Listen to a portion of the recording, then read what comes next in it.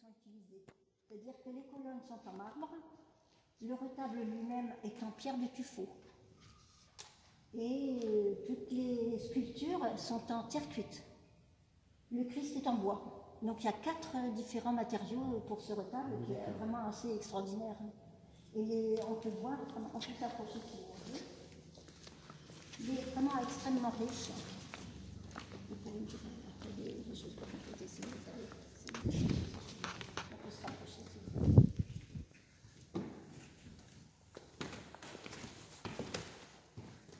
Je vais détailler un petit peu le retable aussi.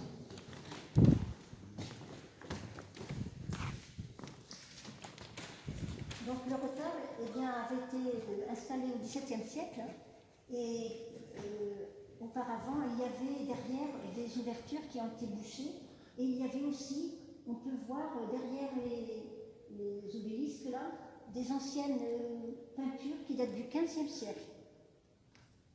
On les voit vraiment un petit peu, vous voyez. Elles sont derrière les obélisques en haut. On voit bien là. Voilà. Donc, c'est des peintures du XVe siècle. Et donc, au sommet, donc, il y a le Christ en croix qui est en bois. Et derrière le Christ, il y a des angelots et une ville qui est supposée être Jérusalem. Et tout autour de Jésus, eh bien, il y a, comme la plupart du temps, Saint Jean et la Vierge, qui sont donc en terre cuite. Dessous, des angelots qui portent les outils de la crucifixion, la couronne d'épines et puis la lance, donc les angelots. Et au-dessus, tout au sommet, il y a 2 angelots aussi qui probablement, on pense qu'ils avaient aussi, par exemple, le marteau et les clous, on ne sait pas très bien ce qu'il en est. Mais ils avaient probablement, en voyant les mains, ils devaient tenir quelque chose. Voilà. Donc, de part et d'autre de ce Christ, eh bien, sur le retable, il y a 2 évêques mitrés. Dessous, il y a donc ce tableau. Vous dites 2 évêques, c'est lesquels alors? Pardon? 2 évêques? Oui. On ne sait pas. Il y a plusieurs, je préfère ne rien dire parce que moi j'ai eu plusieurs versions qui se contredisent. Donc je ne peux pas dire parce qu'il y a plusieurs versions. Donc je ne peux pas dire. Hein. Il y en a qui disent que c'est Saint-Pierre et puis Saint-Éloi, mais il y en a d'autres qui disent que ce sont des évêques mitrés, on ne sait rien. Donc oui, d'accord, voilà, non, il n'y a pas de précision. J'ai beaucoup de mal pour faire cette synthèse de l'Église parce qu'il y a beaucoup de renseignements qui étaient un peu contradictoires. Voilà. Dessous, donc, il y a cette peinture. Donc, la peinture a été faite, le retable a été fait en fonction de cette peinture pour pouvoir l'intégrer. Donc, cette peinture, c'est la présentation du Christ au temple. Donc, il y a le personnage, le vieux personnage qui tient le Christ, eh bien, c'est Saint Siméon qui avait eu en songe un songe qui lui disait qu'il ne mourrait pas avant d'avoir vu le Christ. Donc voilà, on voit Saint Siméon. Derrière, il y a une personne âgée, on la voit pas très bien dans la pénombre. C'est Sainte Anne, prophétesse. Elle était aussi au temple et elle a prédit ce que serait Jésus. À droite, il y a un personnage avec un vêtement un peu blanc qui tient une torche. On ne voit pas très bien la torche. Hein. Donc ça, c'est le donateur.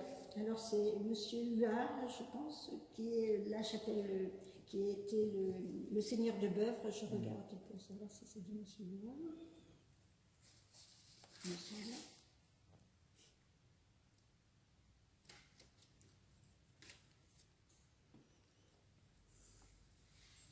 Oui, c'est ça, Pierre Huard.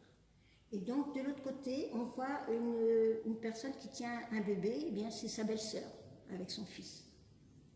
Donc, il y a Marie et Saint-Joseph. Voilà, donc ça, c'est une très belle peinture. Et en haut, on voit, sur le pilier à gauche, on voit les armoiries de la famille Huard. C'est un aigle.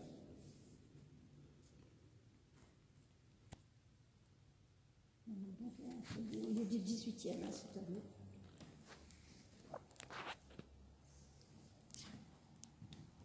En bas de chaque colonne, il y a les 4 évangélistes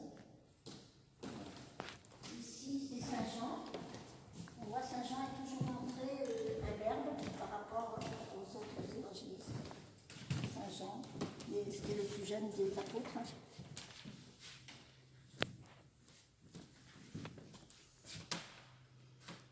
Saint Marc avec le lion, donc il écrit puisqu'il y a eu les évangiles de Saint Marc.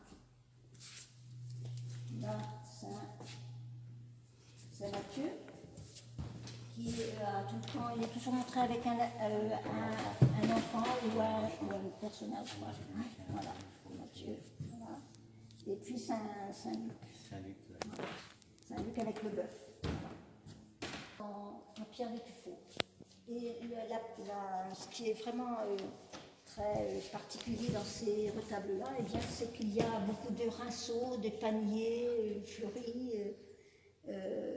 C'est très très décoré avec des dorures. C'est vraiment le style baroque, mais particulier quand même au style lavallois. C'est vraiment très particulier parce qu'on va voir un autre retable qui est baroque, mais qui est vraiment très différent de celui-ci. Celui-ci est vraiment très très belle aussi. Je crois que c'est le plus beau du canton. Donc on a de la chance d'avoir ce retable ici dans cette église. Vraiment très symptomatique de l'art baroque. Et donc avec les colonnes torses et puis les grappes de raisin. Et ça c'est vraiment. Et là c'est que elle n'est faite qu'en tuffeau et puis la toile. Mais toute l'armature, enfin la structure est faite en tuffeau uniquement. Et donc, la statue du sommet est en terre, aussi une très très jolie statue de la Vierge à l'enfant, vraiment magnifique, qui est du 18e elle. Le tableau aussi est plus récent que ce retable qui date du 17e, et ça, le tableau date du 18e siècle. Et c'est le rosaire, qui existe dans beaucoup beaucoup d'églises. Le rosaire, c'est vraiment quelque chose qui est très souvent dans les églises. Donc on voit la Vierge qui donne le rosaire à Saint-Dominique Guzman et Saint-Dominique et Sainte-Catherine.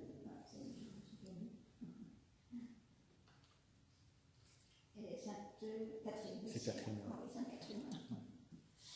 Et donc voilà, ce qu'on voit en bas, on voit le petit chien avec la petite torche. Eh bien, ça se rapporte à un songe qu'avait fait la mère de Saint-Dominique, qui lui disait dans ce songe eh bien, que son fils allait éclairer le monde du fait de ses prêches. Voilà. Donc c'est souvent dans beaucoup de tableaux du rosaire, on voit ce petit chien avec la torche. Ah oui. Et c'est vraiment ça. Ça fait référence au songe de sa maman. Voilà. Donc le rosaire. Donc, parce que c'est lequel que c'est Saint-Dominique, c'est celui qui a créé les Dominicains, quoi, non? Oui, c'est ça. Elle était dominicaine aussi, elle faisait partie du même. C'était un ordre mendiant. Ah, oui, oui, oui. Ce qui est intéressant, c'est ça aussi dans cette église. C'est qu'il y a plusieurs. C'était le retable qui a été fait le premier. Non, c'est le deuxième. Le retable, celui-ci est. Ah non, attendez. Ça, c'est le retable 17e, fin 17e. Ça, c'est le premier, deuxième, troisième. D'accord. Voilà, celui-ci, c'est le retable lavallois, c'est après celui-ci. Là, c'est vraiment baroque pur jus, on pourrait dire. Oui, d'accord. Oui. Il n'y a pas d'influence lavalloise. C'est-à-dire qu'il n'est pas en marbre et en pierre. Là, il n'est qu'en pierre de tuffeau. Là, lavallois, c'est un peu plus tard. Oui. Et c'est donc pierre, marbre, et puis donc oui, bois. Il y a 4 éléments. Il y a 4 éléments. Là. Il est vraiment très complet. Dans cette église, ce qui est quand même particulier et qui est vraiment intéressant, c'est ça, c'est qu'il y a plusieurs époques comme ça, et on voit la différence entre ces différentes époques, et en même temps, ce sont 3 retables qui sont vraiment intéressants. Donc celui-ci, eh bien, c'est le retable du XVIIIe siècle qui est tout en bois. Ah oui, d'accord. Et c'était juste l'époque avant le rococo. Hein, il y a une époque après l'époque lavalloise, c'était les retables plutôt angevins qui étaient plutôt en bois. Et là, après, il y a eu, donc il est plutôt de style angevin. Et donc, il y a ce qui est vraiment particulier ici, ce sont les 2 statues qui sont donc en bois, non? Non, pas en bois. Elles sont en terre aussi. En terre aussi. Et donc, tout est en bois en fait. Et il y a beaucoup, toutes les peintures, ça ce sont des trompe-l'œil. Oui. Vraiment très très bien fait, parce que c'est vrai que les colonnes, on pourrait penser que c'est du marbre. C'est pas du marbre du tout, c'est du bois. Donc la Pietà, une Pietà, on en voit dans beaucoup d'églises aussi, mais celle-ci est du 18e. Ils sont tous les du 18e, ah non, non, du 16e, pardon. Ils sont tous les deux du 16e, le retable est du 18e. Je me trompe un petit peu. Donc la Pietà et Saint-Armel, qui est du 16e et qui, on le voit qu'il est en train de terrasser, ça s'appelle une guivre. Et la guivre, c'était un gros serpent. Et là, on dirait presque un dragon. Ils l'ont présenté comme si c'était un dragon. Mais en fait, c'était un gros serpent qu'il a jeté dans la sèche. C'était une rivière qui passait tout près. Et il l'a enroulé dans son étole. Donc, on voit l'étole qui enroule la tête du grand serpent. Il est assez impressionnant, on pourrait penser que c'est un dragon, mais c'était un serpent.